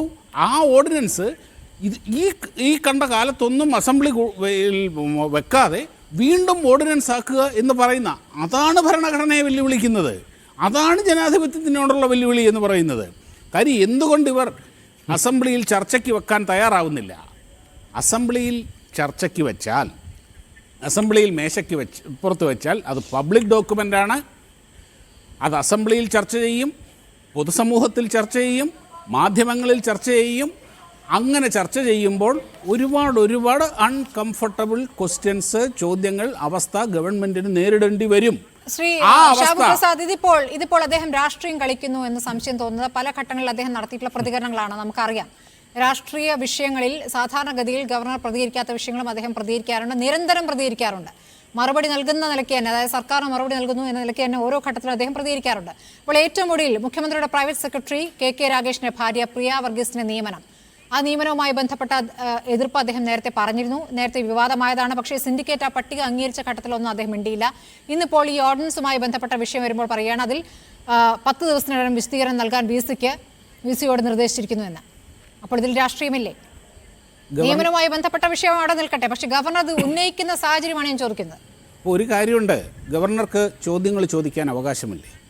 ഗവർണർക്ക് മാധ്യമങ്ങൾ ചോദിച്ചാൽ അവരോട് പ്രതികരിക്കാനുള്ള അവകാശമില്ലേ? എന്താ അതിൻ്റെ അകത്ത് പ്രശ്നം? എന്തിനാ നിങ്ങൾ ഇത്ര ഭയപ്പെടുന്നത്? ഇവർക്ക് എന്തിനാ ഇത്ര വലിയ അങ്കലാപ്പ്? എന്തിനാണ്? ഗവർണർ ചോദിക്കുന്ന ചോദ്യങ്ങൾ സെൻസിബിളായിട്ടുള്ള ചോദ്യങ്ങൾക്ക് ആ ചോദ്യങ്ങൾക്ക് ഉത്തരം കൊടുക്കുക പ്രകാശൻ മാഷേ, അതല്ലേ വേണ്ടത്. കാര്യം നിങ്ങൾ ഈ പറഞ്ഞത് ഒരു കാര്യം ഞാൻ അംഗീകരിക്കുന്നു. ഗവൺമെൻറ്റിനെയാണ് തിരഞ്ഞെടുത്തിരിക്കുന്നത്, പൊതുജനങ്ങൾ തിരഞ്ഞെടുത്തിരിക്കുന്നത്. ആ പൊതുജനം തിരഞ്ഞെടുത്ത ഗവൺമെൻറ്, ആ ഗവൺമെൻറ്റിനെ കോൺസ്റ്റിറ്റ്യൂഷണൽ ഉപദേശങ്ങൾ നൽകാനുള്ള ഭരണഘടനാ ബാധ്യത ഗവർണർക്കുണ്ട്. അത് ഭരണഘടനാ പദവിയാണത്. ഗവർണർക്ക് എക്സിക്യൂട്ടീവ് അധികാരങ്ങളില്ല, സമ്മതിക്കുന്നു. പക്ഷേ ഗവർണർക്ക് ഒരു കോൺസ്റ്റിറ്റ്യൂഷണൽ വാച്ച് ഡോഗിൻ്റെ റോൾ ഇവിടെയുണ്ട്. അനന്തമായി നീട്ടിക്കൊണ്ട് പോകാനൊന്നും പറ്റില്ല. പ്രകാശ് മാസ്റ്റർ പറഞ്ഞത് ശരിയാണ്. ഓർഡിനൻസ് പോയി തിരിച്ചു വന്നു കഴിഞ്ഞാൽ ഗവർണർ ഒപ്പിട്ടേ പറ്റുള്ളൂ. അത് ഭരണഘടനയാണ്. പക്ഷേ ഗവർണർക്ക് ചോദ്യങ്ങൾ ഉയർത്താം. ആ ചോദ്യങ്ങൾ സമൂഹത്തിലേക്ക് എത്താം. നിയമസഭയിൽ ചർച്ച ചെയ്യാത്ത, പൊതുസമൂഹത്തിൽ ചോദ്യങ്ങൾ ഉയർത്താമെന്ന് പറഞ്ഞാൽ കണ്ണൂർ വിസിയുടെ കാര്യത്തിലും ഗവർണർ ചോദ്യം ഉയർത്തിയിട്ടുണ്ട്. ഈ വിസിക്കെതിരെ ഗവർണറുടെ നീക്കത്തിന് പിന്നിൽ രാഷ്ട്രീയമുണ്ട് എന്നൊരു വിമർശനമുണ്ട്. ഈ പൗരത്വ ബില്ല് പ്രക്ഷോഭം നടക്കുമ്പോൾ കണ്ണൂരിൽ ഇന്ത്യൻ ഹിസ്റ്ററി കോൺഗ്രസ് നടന്നിരുന്നു. അതിൽ ഗവർണറുടെ മുന്നിൽ വെച്ച് വിസി പൗരത്വ ബില്ലിനെതിരെ സംസാരിച്ചിരുന്നു. അപ്പോൾ ഇതൊക്കെ ഒരു വിഷയമാക്കി മനസ്സിൽ കൊണ്ടു നടന്നുകൊണ്ടാണ് വിസിക്കെതിരെ നടപടിയെടുത്തത്, വിസിക്കെതിരെ നിലപാടെടുത്തത് എന്നുള്ളതാണ് ഒരു ആരോപണം. ആ വിസി പരക്കെ രാജ്യത്താകെ ബഹുമാനിക്കപ്പെടുന്ന വ്യക്തിയാണ്. അദ്ദേഹത്തിന് സമയം നീട്ടിക്കൊടുത്തു എന്നുള്ള വിഷയം അവിടെ നിൽക്കുമ്പോഴും ഗവർണർ അതിൽ എതിരഭിപ്രായം പറഞ്ഞതിന് കാര്യം അദ്ദേഹത്തിനെ ഇരുത്തിക്കൊണ്ട് വിമർശനം ഉന്നയിച്ചു എന്നുള്ളതാണ്. സ്മൃതി, ആരോപണങ്ങൾ ഗവർണർ അത് മനസ്സിൽ വെച്ചുകൊണ്ടാണ്, അല്ലെങ്കിൽ ഇതുകൊണ്ടാണ്, ഈ രാഷ്ട്രീയ പരിഗണനകൾ വെച്ചാണ് ഇങ്ങനെയൊക്കെ നമുക്ക് എന്ത് വേണമെങ്കിൽ അഭിപ്രായങ്ങൾ പറയാം. അതിലൊന്നും ഒരു പ്രശ്നം ഇവിടെ. ചോദ്യം അതല്ല. ഗവർണർ ഉയർത്തുന്ന ചോദ്യങ്ങൾ സെൻസിബിളാണോ എന്നുള്ളതാണ്. അതായത് നട്ടപ്പാതിരയ്ക്ക് അദ്ദേഹം ഇവിടെ ഇല്ല, 11 പേപ്പർ അങ്ങോട്ട് കൊണ്ട് കൊടുത്തിട്ട്, ഒരു കെട്ട് ഫയൽ കൊണ്ട് കൊടുത്തിട്ട് മര്യാദയ്ക്ക് ഒപ്പിട്ടതാ എന്ന് പറഞ്ഞാൽ എനിക്ക് സൗകര്യമില്ല, എനിക്കത് നോക്കിയേ പറ്റുള്ളൂ, എനിക്കത് പഠിക്കണം എന്ന് അദ്ദേഹം ഒപ്പിടുന്ന. ഇപ്പം സ്മൃതി തന്നെ ആലോചിച്ചു, ഒരു വ്യക്തിയായി നിങ്ങൾ തന്നെ ആലോചിച്ച് നോക്കിയാൽ നിങ്ങളുടെ മുമ്പിൽ എത്തുന്ന ഒരു പേപ്പറിൽ എന്താണ് എഴുതിയിരിക്കുന്നത്, ഒപ്പിടേണ്ട ഒരു പേപ്പറിൽ എന്താണ് എഴുതിയിരിക്കുന്നത് എന്ന് പഠിക്കാനുള്ളത് ഓരോ വ്യക്തിക്കും അവകാശമില്ലേ? അപ്പോൾ ഒരു സംസ്ഥാനത്തിൻ്റെ ഭരണഘടനയെ തന്നെ ബാധിക്കുന്ന, അല്ലെങ്കിൽ ഒരു രാജ്യത്തിൻ്റെ ആ ഉത്തരവാദിത്വമല്ലേ ഗവർണർ പറഞ്ഞുള്ളൂ. എനിക്കിത് പഠിക്കണം, അല്ലാതെ പെട്ടെന്ന് കൊണ്ടുവന്നു കഴിഞ്ഞാൽ നിങ്ങളുടെ സൗകര്യത്തിന് എനിക്ക് ഒപ്പിട്ട് തരാൻ പറ്റില്ല. കണ്ണും പൊട്ടി ഒപ്പിടാനാകില്ല, പക്ഷെ അദ്ദേഹം ഒപ്പിട്ടിരിക്കും എന്നാണ് പറഞ്ഞത്. ശ്രീപ്രകാശൻ ഒപ്പിടും, അത് സംശയമൊന്നുമില്ലാത്ത കാര്യമാണ്. കാര്യം ഇത് തിരിച്ചു ചെന്ന് കഴിഞ്ഞാൽ, ഈ ഓർഡിനൻസ് തിരിച്ചു ചെന്ന് കഴിഞ്ഞാൽ അദ്ദേഹത്തിന് ഒപ്പിട്ടേ പറ്റുള്ളൂ. അതാണ് ഭരണഘടന. അതിനെ മറികടക്കാനൊന്നും ഗവർണർക്ക് കഴിയില്ല, അദ്ദേഹം അത് ചെയ്യുകയില്ല. ഞാൻ പറയട്ടെ, ഇദ്ദേഹം പറഞ്ഞുകൊണ്ടിരിക്കുന്ന തികഞ്ഞ കളവാണെന്ന്. ഞാൻ പറയാം, ഇദ്ദേഹം പറഞ്ഞുകൊണ്ടിരിക്കുന്ന തികഞ്ഞ കളവാണ്. ഈ ഓർഡിനൻസ് കൊടുത്തിരിക്കുന്നത് ജൂലൈ 27-ാം തീയതിയാണ്. 27 കഴിഞ്ഞിട്ട് അദ്ദേഹം ഡൽഹി പോയപ്പോഴാ. ഇതെല്ലാം നാട്ടുകാർ കാണുന്നില്ല. പിന്നെ ഇതിൽ അദ്ദേഹം പരിശോധിക്കാത്ത ഒരൊറ്റ ഓർഡിനൻസ് ഉണ്ടോ? എല്ലാ ഓർഡിനൻസും 11 ഓർഡിനൻസിലും അദ്ദേഹം നേരത്തെ ഒപ്പിട്ടതാണ്. ആ ഓർഡിനൻസിൽ ഒരു മാറ്റവും ഇല്ല. ഈ ഓർഡിനൻസ് എന്തുകൊണ്ടാണ് വീണ്ടും വായിക്കേണ്ടി വന്നത്? ഈ 6 മാസത്തിനുള്ളിൽ വീണ്ടും ഒരേ ഓർഡിനൻസ് നിയമം നിങ്ങൾ എന്തുകൊണ്ട് ഇതിനുള്ളിൽ നിയമമാക്കിയില്ല? എന്തുകൊണ്ട് ഇതിനുള്ളിൽ അത് അസംബ്ലിയിൽ വെച്ച് നിയമമാക്കിയില്ല? നിങ്ങൾ പറയുമ്പോൾ ഞാൻ കേട്ടല്ലോ. അല്ലല്ല, ഇത് പറയണം. അതൊക്കെ അതവിടെ നിൽക്കട്ടെ. പക്ഷേ താങ്കൾ ആവർത്തിച്ച് പറയുന്നു വീണ്ടും അയച്ചു. എന്തിനു വീണ്ടും അയച്ചു? സുഹൃത്തെ, ജനാധിപത്യ മര്യാദ കാണിക്ക്. നിങ്ങൾ പറയുന്ന മുഴുവൻ കാര്യം ഞാൻ കേട്ടിട്ടുണ്ട്. ഒരു വാക്ക് ഞാൻ നിങ്ങളുടെ വായിക്കുക എന്ന് പറഞ്ഞിട്ടില്ല. ഞാൻ പറയുന്നത് നിങ്ങൾ പറയുന്ന പച്ചക്കള്ളമാണ്. 27 ക്യാബിനറ്റ് തീരുമാനിച്ചിട്ടാണ് ഓർഡിനൻസ് കൊടുത്തത്. ഓർഡിനൻസ് അവിടെ വെച്ചിരിക്കുകയായിരുന്നു. ഈ 11 ഓർഡിനൻസും അദ്ദേഹം നേരത്തെ കണ്ടിട്ടുണ്ട്, വായിച്ചിട്ടുണ്ട്, പഠിച്ചിട്ടുണ്ട്, ഒപ്പിട്ടിട്ടുണ്ട്. ഒരു വാചകം പോലും അതിനകത്ത് പറയില്ല. അദ്ദേഹം അവിടെ വെച്ചിരിക്കുന്ന ബില്ലുകൾ, ഉന്നത വിദ്യാഭ്യാസവുമായി ബന്ധപ്പെട്ട ബില്ല് 1 കൊല്ലമായിട്ട് അവിടെ വെച്ചിരിക്കുകയാണ്. ആ ബില്ല് നേരത്തെ പഠിച്ചതാണ്, പക്ഷെ ഒപ്പിടില്ല എന്ന് പറയാണ്. ഈ 11നും ഒപ്പിട്ടിട്ടുണ്ടെന്നാണ് താങ്കൾ പറയുന്നത്. ഒപ്പിട്ടിട്ട് അവിടെ വെച്ചിരിക്കുകയാണെന്നാണ് താങ്കൾ പറയുന്നത്.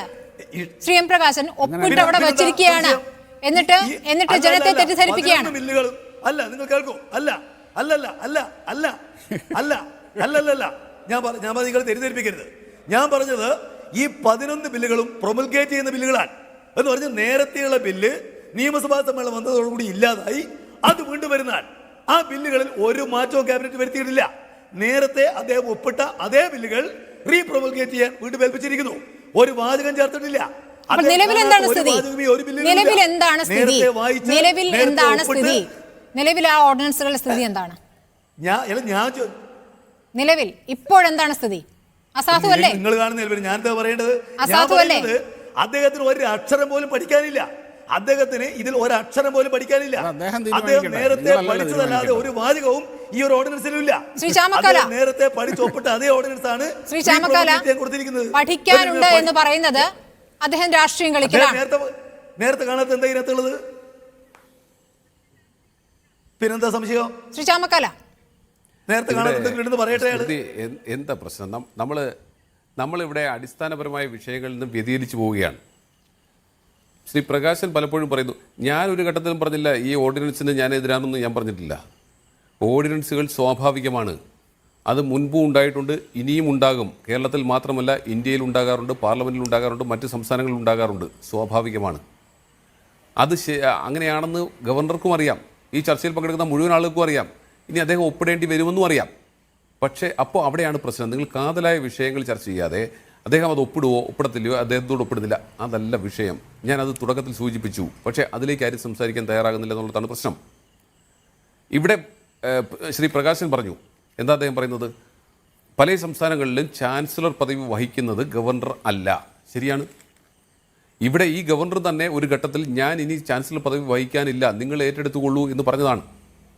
നിങ്ങൾക്ക് അങ്ങനെ ആഗ്രഹമുണ്ടെങ്കിൽ നിങ്ങൾ മുഖ്യമന്ത്രി ചാൻസലർ ആയിക്കൊള്ളുന്നേ. നിങ്ങൾ ഉന്നത വിദ്യാഭ്യാസ മന്ത്രി വേണേൽ ചാൻസലർ ആയിക്കോളൂ. ഇനി വേണ്ട, LDF കൺവീനർ ആകണേ അദ്ദേഹത്തെ ആയിക്കോളൂ, ഒരു തർക്കവുമില്ല. പക്ഷേ ഒന്നുണ്ട്, ആ ചാൻസലർ പദവിക്കൊരു മഹത്വമുണ്ട്, ആ ചാൻസലർ പദവിക്ക് ഒരു അംഗീകാരമുണ്ട്, അതിന് കൊടുത്തിട്ടുള്ള ചില അധികാരങ്ങളുണ്ട്.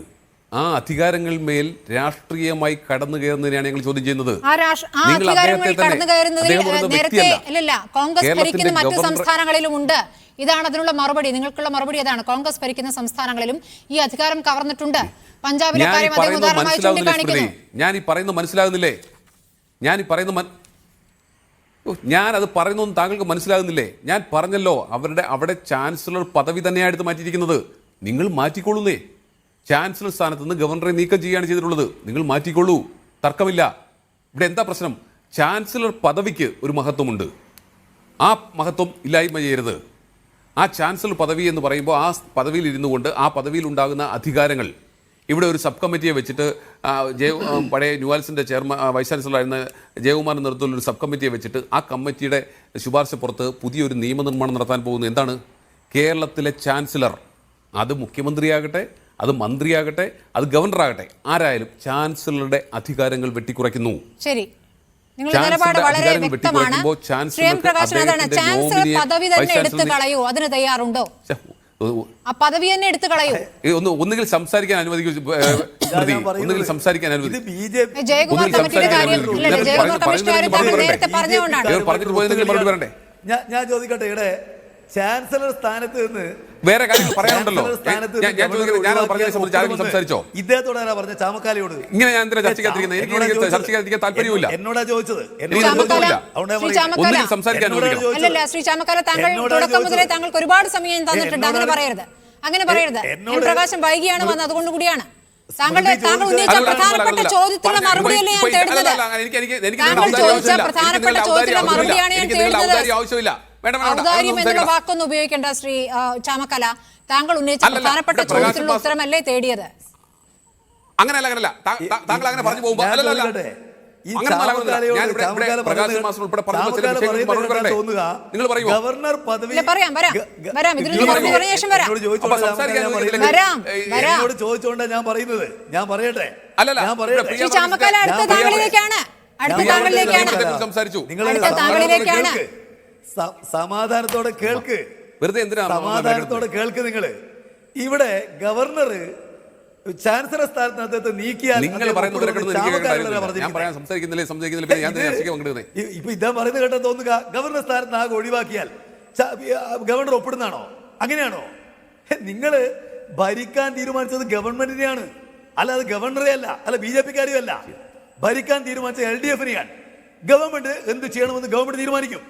അതിന് ഭരണഘടനാപരമായ അധികാരങ്ങൾ ഗവർണർക്ക് ഉണ്ട്. താങ്കൾ തന്നെ നേരത്തെ പറഞ്ഞു കോൺഗ്രസ് ഭരിക്കുന്ന സംസ്ഥാനങ്ങളിൽ എന്താണ് നടക്കുന്നതെന്ന്.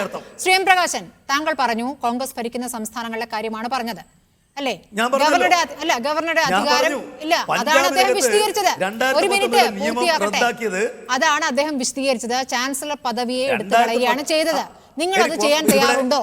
വളരെ വ്യക്തമാണ് ചോദ്യം. അതെ, നിങ്ങൾ അല്ല, അത് ഞാൻ പറയുന്നത് അത് ചോദിക്കേണ്ടത് ചാമക്കാലയല്ല, അത് തീരുമാനിക്കേണ്ടത് LDF-ന്റെ ഗവൺമെന്റാണ്.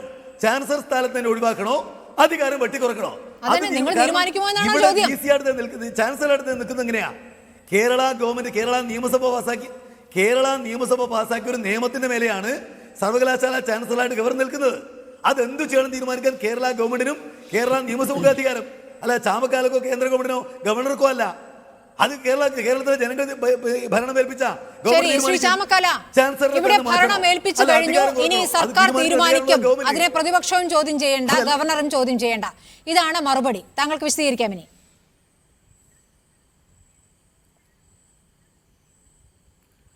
ഇവിടെ 50, 60, 70 കേരള സർവകലാശാല ഫോം ചെയ്തിട്ട് ഇപ്പോൾ 80 വർഷം കഴിഞ്ഞു. കേരള സർവകലാശാലയുടെ നിയമത്തിൽ ഇന്ന് വരെ ഇതിൻ്റെ പേരിൽ സർവകലാശാലയിൽ വൈസ് ചാൻസലർ നിയമനത്തിൻ്റെ പേരിൽ ഇവിടെ വൈസ് ചാൻസലർ നിയമനത്തിൽ UGC റെഗുലേഷൻ ബാധകമാണല്ലോ. ആ UGC റെഗുലേഷൻ പാസ്സാക്കുന്ന പാർലമെൻ്റ് ആണല്ലോ. അവിടെ UGC റെഗുലേഷനിൽ കൃത്യമായി പറഞ്ഞിരിക്കുന്നു ചാൻസലറുടെ നോമിനി. നിങ്ങൾക്ക് ഭൂരിപക്ഷമുണ്ട് എന്നതിൻ്റെ പേരിൽ ചാൻസലറുടെ നോമിനിയെ ഗവൺമെൻറ് തീരുമാനിച്ചോളാം എന്ന് നിയമനിർമ്മാണം നടത്തുന്നത് എന്ത് ധിക്കാരമാണ്? ഭൂരിപക്ഷമുള്ളതുകൊണ്ട് ഞങ്ങൾ എന്ത് ചെയ്യുമെന്നാണോ പറയുന്നത്? ഇതാണോ ന്യായം? ചാൻസലറുടെ നോമിനി എന്ന് പറഞ്ഞാൽ ഗവൺമെൻറ്റിൻ്റെ നോമിനി അല്ലെന്നേ, ചാൻസലറുടെ നോമിനിയാണ്. അത് ഗവൺമെൻറ് തീരുമാനിച്ചോളാം എന്ന് പറയുന്നതാണോ നിയമനിർമ്മാണം?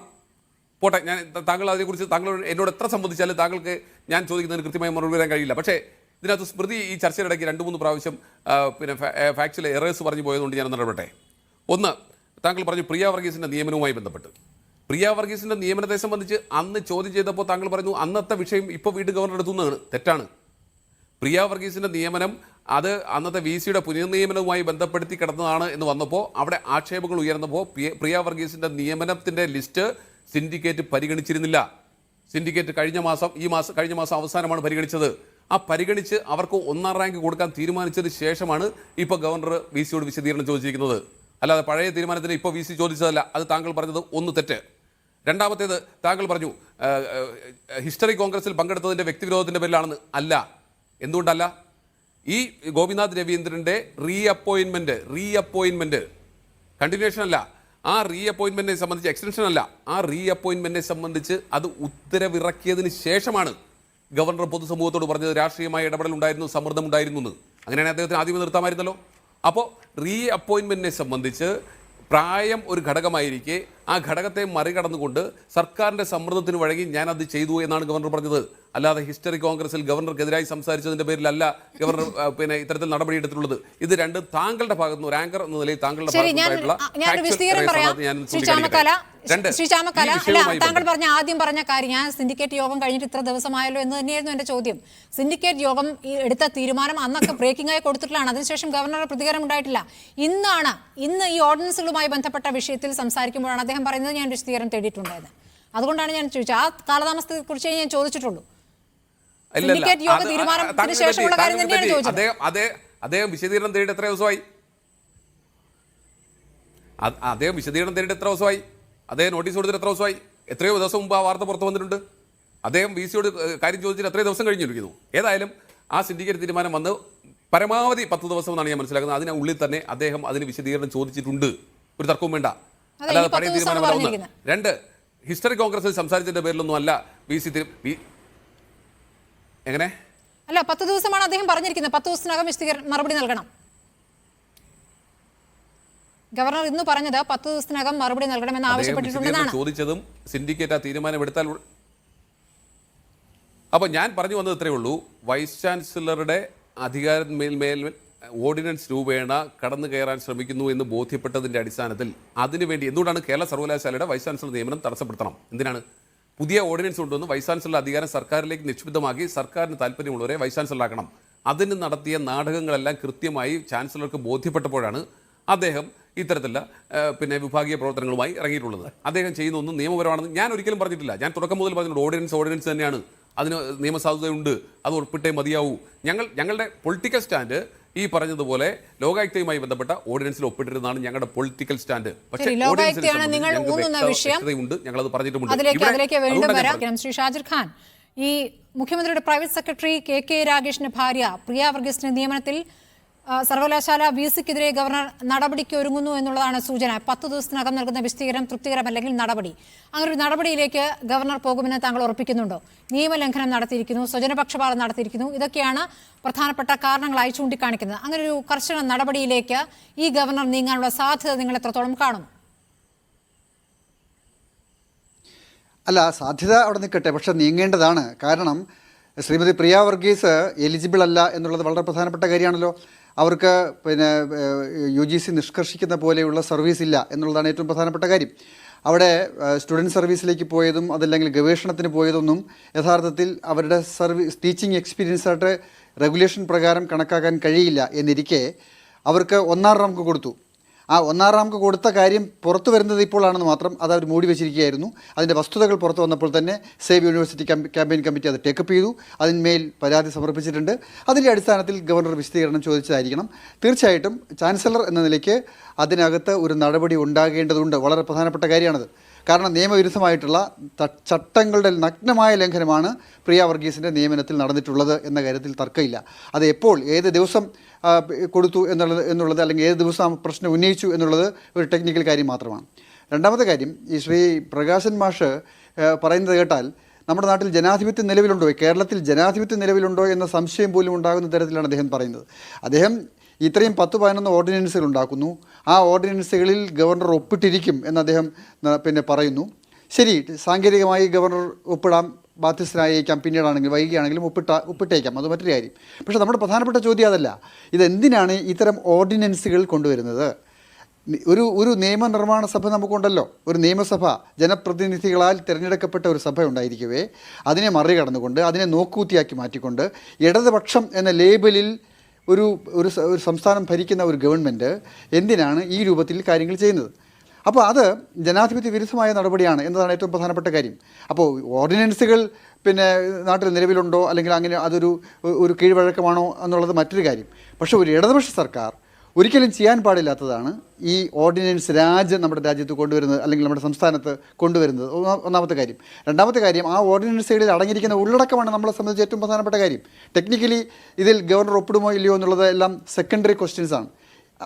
ഈ ഓർഡിനൻസുകളുടെ ഉള്ളടക്കം എന്താണ്, അത് എത്രത്തോളം ജനാനുകൂലമാണ്, എത്രത്തോളം ജനാധിപത്യ വിരുദ്ധമാണ്, അതാണ് ഏറ്റവും പ്രധാനപ്പെട്ട. അപ്പോൾ ഉന്നത വിദ്യാഭ്യാസ രംഗത്തേക്ക് വരുമ്പോൾ ഉന്നത വിദ്യാഭ്യാസ രംഗത്തേക്ക് കൊണ്ടുവരുന്ന ഇപ്പോൾ കൊണ്ടുവരാൻ പോകുന്ന ഓർഡിനൻസ്, ആ ഓർഡിനൻസ് ചാൻസലറുടെ അധികാരങ്ങൾ എടുത്തു കളയാൻ ശ്രമിക്കുന്നു. ശരിയാണ്, ചാൻസലർ വേണമോ, ചാൻസലർ ഗവർണർ തന്നെയാകണമോ എന്നതുള്ളൊക്കെ മറ്റൊരു കാര്യം, അത് മറ്റൊരു ഇഷ്യൂ ആണ്. പക്ഷേ ഒരു ചാൻസലർ അത് ഒരു അക്കാഡമിക് ആയിട്ടുള്ള ഒരു അതോറിറ്റി നിങ്ങൾക്ക് ചാൻസലറാക്കാം, അത് തർക്കമില്ല. എന്തിനാണ് ആ പദവി വെച്ചിരിക്കുന്നത്? രാഷ്ട്രീയത്തിന് അതീതമായി ഒരു സംസ്ഥാനം ഭരിക്കുന്ന അല്ലെങ്കിൽ കേന്ദ്രം ഭരിക്കുന്ന ഒരു രാഷ്ട്രീയ കക്ഷിയുടെ നോമിനി വരാൻ പാടില്ല എന്നതുകൊണ്ടാണ്. സർവകലാശാലകളുടെ ഭരണത്തിൽ സംസ്ഥാന സർക്കാർ ഇടപെടാൻ പാടില്ല, കേന്ദ്ര സർക്കാരും ഇടപെടാൻ പാടില്ല. അത് സ്വതന്ത്രമാണ്, സ്വയംഭരണ അവകാശമുള്ള സ്ഥാപനമാണ്. അവിടെ വൈസ് ചാൻസലറുടെ നിയമനമാകട്ടെ, പ്രോ വൈസ് ചാൻസലറുടെ നിയമനമാകട്ടെ, എന്തിന് ചാൻസലറുടെ നിയമനമാകട്ടെ, അത്തരം കാര്യങ്ങളിലൊക്കെ തന്നെ രാഷ്ട്രീയത്തിന് അതീതമായി, കക്ഷി രാഷ്ട്രീയത്തിന് അതീതമായ ഒരു സമീപനം ഉണ്ടാകണം എന്നതിൻ്റെ അടിസ്ഥാനത്തിലാണ് സർവകലാശാല സങ്കല്പങ്ങൾ ഉണ്ടായി വന്നിട്ടുള്ളത്. അത് ചരിത്രപരമായി ഉദയം ചെയ്തിട്ടുള്ള വളരെ ജനാധിപത്യപരമായ ഒരു പ്രക്രിയയിലൂടെ ഉണ്ടായി വന്നിട്ടുള്ള കാര്യങ്ങളാണ്. നിങ്ങൾ അതിന് മുഴുവൻ അട്ടിമറിക്കുകയാണ്, എന്നിട്ട് വെല്ലുവിളിക്കുകയാണ്. ഈ പറയുന്ന ഓർഡിനൻസ് ഞങ്ങൾ കൊടുത്തിട്ടുണ്ട്, അദ്ദേഹം ഒപ്പിട്ടിരിക്കും, ഞങ്ങൾ നടപ്പിലാക്കിയിരിക്കും. എന്താ ഓർഡിനൻസിൻ്റെ ഉള്ളടക്കങ്ങൾ? നിങ്ങൾ അവതരിപ്പിച്ചിരിക്കുന്ന ഓരോ ഓർഡിനൻസിൻ്റെയും ഉള്ളടക്കം എന്ന് പറയുന്നത് വളരെ വളരെ അപകടകരമായിട്ടുള്ളതാണ്. അത് ലോകായുക്ത മാത്രമല്ല, ശ്രീ ജ്യോതികുമാർ ചാമക്കാല ലോകായുക്തയുടെ മാത്രമാണ് പറഞ്ഞത്, ഞാൻ ലോകായുക്തയുടെ മാത്രമല്ല പറയുന്നത്. ഈ പറയുന്ന യഥാർത്ഥത്തിൽ ഇതൊന്നും ഓർഡിനൻസായിട്ട് അവതരിപ്പിക്കേണ്ട കാര്യങ്ങളേ അല്ല. ഒരിക്കലും ഓർഡിനൻസായിട്ട് കൊണ്ടുവരിക, പിന്നീട് അതിൻ്റെ പിന്നീട് നിയമസഭയിൽ അവതരിപ്പിക്കാതിരിക്കുക, വീണ്ടും അത് തന്നെ ഒരു ഓർഡിനൻസായിട്ട് അവതരിപ്പിക്കുക. ഇത് വെള്ളരിക്ക പട്ടണമാണോ? നിങ്ങളിതിനെ വെള്ളരിക്ക പട്ടണമാക്കി മാറ്റുകയാണ്. കേരള സംസ്ഥാനത്തെ ഒരു വെള്ളരിക്ക പട്ടണമാക്കി മാറ്റിക്കൊണ്ടിരിക്കുന്നു എന്നുള്ളതാണ് ഏറ്റവും പ്രധാനപ്പെട്ട കാര്യം. അവിടെയാണ് ഞങ്ങൾ ഇടപെടുന്നത്. നമുക്ക് ആശങ്കയുള്ളത് ആ കാര്യത്തിൽ ഒരു വ്യത്യാസം വരുത്തേണ്ടിയിരിക്കുന്നു. ശ്രീ എം പ്രകാശൻ, അവിടെ നിങ്ങളിപ്പോൾ BJP അങ്ങനെ ചെയ്യുന്നില്ലേ, അല്ലെങ്കിൽ കോൺഗ്രസ് അങ്ങനെ ചെയ്യുന്നില്ലേ എന്ന് പറഞ്ഞാൽ അപ്പോൾ നിങ്ങൾ തമ്മിൽ എന്താണ് വ്യത്യാസം? BJPയും CPM തമ്മിലുള്ള വ്യത്യാസം എവിടെയാണ്? നരേന്ദ്രമോദിയും പിണറായി സർക്കാരും തമ്മിലുള്ള വ്യത്യാസം എവിടെയാണ് എന്ന് കൂടി താങ്കൾ പറയണം. ചർച്ച കൂടാതെ തീരുമാനങ്ങൾ നടപ്പാക്കുന്നു, നിയമങ്ങൾ ഉണ്ടാക്കുന്നു. ഇത് എപ്പോഴും കേന്ദ്ര സർക്കാരിനെതിരെ പറയുന്നതാണ്. രണ്ട് കാര്യങ്ങൾ പറയാൻ അനുവദിക്കണം. രണ്ട് കാര്യങ്ങൾ പറയാൻ അനുവദിക്കണം. ഒന്ന്, ഞാൻ ഈ കേരളത്തിൽ CPM-ന്റെ നേതാക്കന്മാരുടെ ഭാര്യമാരും മക്കള് അവർക്ക് എന്ത് യോഗ്യത ഉണ്ടായാലും അവർക്ക് ഒരു സ്ഥാനവും കിട്ടാൻ പാടില്ല എന്ന് BJP-ക്കാർക്ക് ആഗ്രഹം ഉണ്ടാവും, കോൺഗ്രസിന് ആഗ്രഹം ഉണ്ടാവും, നിഷ്പക്ഷം എന്ന് പറഞ്ഞിട്ട് ഞങ്ങൾ എതിർക്കുന്ന ഇത്തരക്കാർക്കും ആഗ്രഹം ഉണ്ടാവും. ഒരു കാര്യം ഉറപ്പ്, യോഗ്യതയില്ലാത്ത ഒരാളെയും LDF നിശ്ചയിക്കുന്ന പ്രശ്നമില്ല. യോഗ്യതയുള്ള ആളുകൾ നിശ്ചയിക്കുക തന്നെ ചെയ്യും. പൂർണ്ണമായി യോഗ്യതയുടെ മേലെയാണ്. നിങ്ങൾക്ക്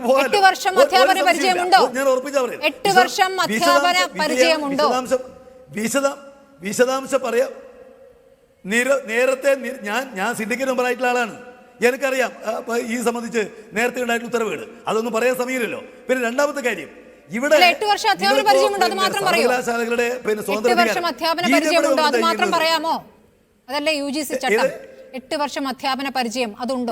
അത് 8 വർഷത്തെ അധ്യാപന പരിചയം ഏതെല്ലാം കണക്കാക്കാം എന്നുള്ള സ്റ്റാറ്റ്യൂട്ട് ഉണ്ട്. ഏതെല്ലാം കാര്യങ്ങൾ അധ്യാപന പരിചയമായി കണക്കാക്കാം എന്നുള്ള സ്റ്റാറ്റ്യൂട്ട് ഉണ്ട്. അത് വെറുതെ ഉണ്ടാവുന്നതല്ല, വെറുതെ ആർക്കെങ്കിലും വിചാരിച്ച് കൊടുക്കാൻ കഴിയുന്നില്ല. കൃത്യമായി നിയമബന്ധിതമായി 1.5 റാങ്ക് കൊടുക്കേണ്ടവർക്ക് എന്നുള്ള നിലക്കാണ് പ്രിയ വർഗീസിന് 1.5 റാങ്ക് കൊടുത്തത്. ഒരു കാരണവശാൽ അതൊന്നും ലംഘിക്കാൻ വേണ്ടിയിട്ട് ഗവർണർക്കും ആവില്ല. നാട്ടിൽ നിയമമുണ്ടല്ലോ. മനസ്സിലാക്കേണ്ട ഒരു കാര്യം, ഇവിടെ ചോദിച്ചോട്ടെ ശ്രീ പ്രകാശ് മാസ്റ്ററെ, പാർലമെന്റ് പാസ്സാക്കിയ UGC റെഗുലേഷൻ ആണോ വലുത്, സർവകലാശാലയുടെ സ്റ്റാറ്റ്യൂട്ട് ആണോ വലുത്? പാർലമെന്റ് പാസ്സാക്കിയിട്ടുള്ള UGC റെഗുലേഷൻ അനുസരിച്ച് വളരെ കൃത്യമായി പറയുന്നു ആ 8 വർഷം എങ്ങനെ കാൽക്കുലേറ്റ് ചെയ്യേണ്ടെന്ന്. അതനുസരിച്ച് അവർക്ക് 5 വർഷത്തിൽ താഴെ മാത്രമേ ടീച്ചിങ് എക്സ്പീരിയൻസ് ഉള്ളൂ.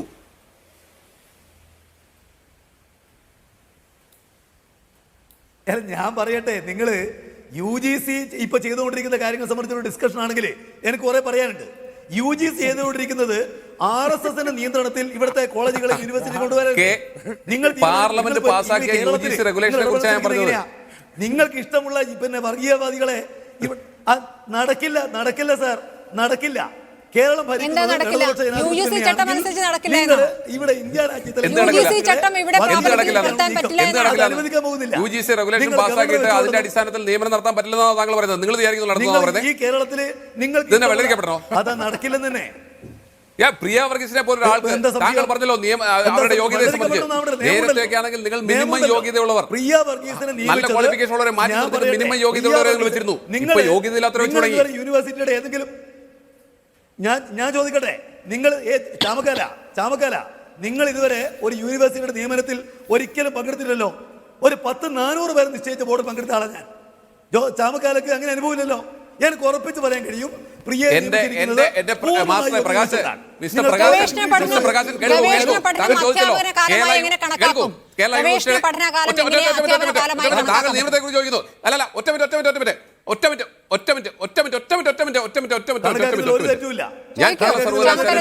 നിയമനത്തിൽ പങ്കെടുത്ത ആളാണ് ഞാൻ. കേരള സർവകലാശാലയുടെ കൺട്രോൾ ഓഫ് എക്സാമിനേഷന്റെ നിയമനത്തിൽ പങ്കെടുത്തതാണ് ഞാൻ. കേരള സർവകലാശാല DPയുടെ നിയമനത്തിൽ പങ്കെടുത്തതാണ് ഞാൻ. കേരള സർവകലാശാലയുടെ കമ്പ്യൂട്ടർ സെന്റർ ഡയറക്ടറുടെ നിയമനത്തിൽ പങ്കെടുത്തതാണ് ഞാൻ. കേരള സർവകലാശാലയുടെ BC നിയമനം ഒഴികെയുള്ള ബാക്കി എല്ലാ സ്റ്റാറ്റ്യൂട്ടറികളിലേക്കും നിയമനത്തിലേക്ക് പങ്കെടുത്തതാണ് ഞാൻ. എനിക്കറിയാം എവിടെയാണ് നടക്കുന്നത്. മനസ്സിലായില്ലേ? സെലക്ഷൻ കമ്മിറ്റിയിലെ സ്റ്റാറ്റ്യൂട്ടറി പദവിയുള്ള പദവികളിലേക്ക് സെലക്ഷൻ കമ്മിറ്റിയിൽ ഉണ്ടായിരുന്ന രജിസ്ട്രാർ മുതൽ കൺട്രോളർ മുതൽ പ്ലാനിംഗ് ഡയറക്ടർ മുതൽ അതുപോലെ തന്നെ കമ്പ്യൂട്ടർ ഡയറക്ടർ മുതൽ മെക്കാനിക്കൽ യൂണിവേഴ്സിറ്റി എഞ്ചിനീയർ മുതൽ എല്ലാ സെലക്ഷൻ ബോർഡിൽ ഇരുന്നുള്ള ഒരാളാണ് ഞാൻ. താങ്കൾ അങ്ങനെയൊന്നും വെല്ലുവിളിക്കണ്ട. പ്രിയ വർഗീസിന്റെ നിയമനം മാത്രം പ്രിയ വർഗീസിന് യോഗ്യതയില്ലെന്നേ. പ്രിയ വർഗീസിന് യോഗ്യതയില്ല, യാതൊരു സംശയമില്ല. നിങ്ങള് അത് ഞാനതാ പി. പറഞ്ഞത്. രാജീവിന്റെ ഭാര്യയ്ക്ക് എങ്ങനെ പ്രിയ നിയമനം കിട്ടിയത്? വർഗീസിന്റെ നിയമനവുമായി മാത്രം ശംസീറിന്റെ ഭാര്യയ്ക്ക് എങ്ങനെ നിയമനം കിട്ടിയത്? നിങ്ങൾ സെനറ്റാണെങ്കിൽ ഞാൻ എങ്ങനെ സെനറ്റാ. കോടതി ഇടപെട്ടത്? ശംസീറിന്റെ ഭാര്യയ്ക്ക് ഞാനതല്ലേ പറഞ്ഞത്. ഇപ്പോഴത്തെ സ്പീക്കറിന്റെ ഭാര്യയ്ക്ക് എങ്ങനെ നിയമനം കിട്ടിയിട്ടുള്ളത്? നിയമവുമായി ബന്ധപ്പെട്ട വിഷയം വിശദീകരിക്കാമോ? മാത്രം ഒരു ചർച്ചയ്ക്ക് എങ്കിലും ഉണ്ടെങ്കിൽ ഞാൻ തയ്യാറാണ്. എനിക്കായിരുന്നു യാതൊരു മടിയുമില്ല. ശരി, നമ്മളിതൊക്കെ ചർച്ച ചെയ്തിരുന്നതാണ്. നമ്മളിതൊക്കെ ആ സമയങ്ങളിൽ ചർച്ച ചെയ്തിരുന്നതാണ്. ഭാര്യമാർക്കും സഹോദരിമാർക്കും നിയമനം കിട്ടുന്നുള്ളൂ. ശരി, ശരി. പറഞ്ഞാൽ അതൊന്നും നടക്കാൻ പോകുന്നില്ല. 2 ദിവസത്തിന് ശേഷം കേരളത്തിലെത്തുമ്പോൾ ഗവർണർ എടുക്കുന്ന നിലപാട് എന്താകും, അദ്ദേഹത്തിന്റെ പ്രതികരണം എന്താകും എന്ന് നമുക്ക് നോക്കാം. നമ്മുടെ സമയം പൂർണ്ണമായി അവസാനിച്ചിരിക്കുകയാണ്. വളരെ നന്ദി ചർച്ചയിൽ പങ്കെടുത്ത എല്ലാവർക്കും. ഇടവേളയിലേക്ക്.